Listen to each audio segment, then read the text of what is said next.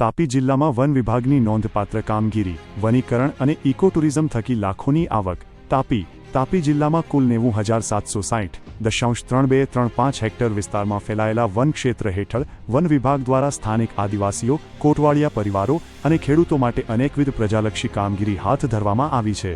વનીકરણ અભિયાન એક પેડ માં કે નામ અંતર્ગત છેલ્લા 2 વર્ષમાં જિલ્લામાં 67.82 લાખથી વધુ રોપાઓનું વાવેતર કરાયું છે, જ્યારે 16.25 લાખ રોપાઓ લોકોમાં વિતરણ માટે ઉપલબ્ધ કરાયા છે. સોનગઢ તાલુકામાં ગૃહ રાજ્યમંત્રી હર્ષ સંઘવીની અધ્યક્ષતામાં સાદડુન અને રાણીઆંબા ખાતે કુલ 10,000 રોપાઓ વવાયા હતા. ચાલુ વર્ષે વન સંવર્ધન હેઠળ 1691 હેક્ટરમાં 12.57 લાખ રોપાઓ રોપવામાં આવ્યા છે.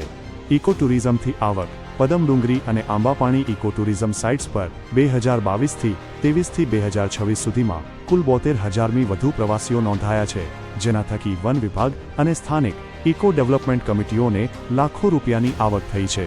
ખેડૂત કલ્યાણ યોજના વર્ષ 2025થી 26માં એગ્રો ફોરેસ્ટ્રી યોજના હેઠળ 538 લાભાર્થીઓ દ્વારા 838 હેક્ટરમાં 3,66,400 રોપાઓ અને નેશનલ બાંબુ મિશન હેઠળ 18 લાભાર્થીઓને વાવેતર માટે સરકારી સહાય ચૂકવવામાં આવી છે.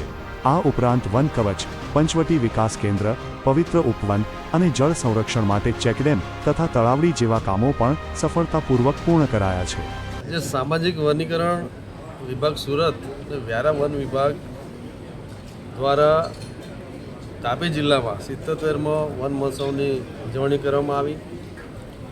આ ઉજવણીમાં દર વર્ષની જેમ આ વર્ષે પણ સમગ્ર જિલ્લામાંથી ખૂબ મોટી સંખ્યામાં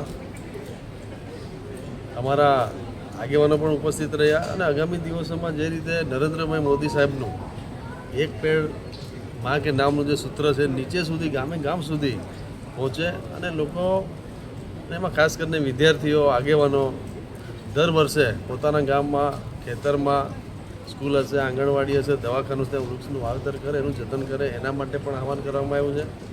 આગામી દિવસોમાં જે રીતે બીજા જિલ્લાઓમાં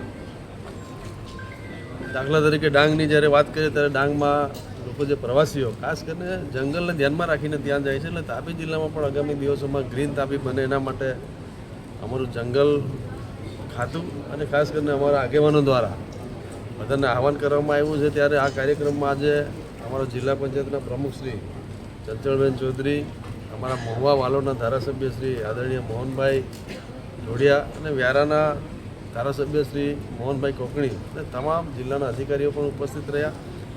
આ કાર્યક્રમમાં ખાસ કરીને જે સામાજિક સંસ્થાઓ છે અને વન વિભાગ સાથે જે સંકળાયેલ છે તમામ વન સમિતિઓથી લઈને તમામ જંગલ વિભાગના પણ આપણા વન ખાતાના પણ અધિકારીઓ ઉપસ્થિત રહ્યા. આગામી દિવસોમાં ગ્રીન તાપી બનાવવા માટે અહીંયાથી આજે બધા જ લોકોએ નક્કી કરી લીધું છે. એટલે આગામી દિવસોમાં તાપી જિલ્લામાં પણ જેમ બને તેમ વધારે વૃક્ષોનું વાવેતર થશે.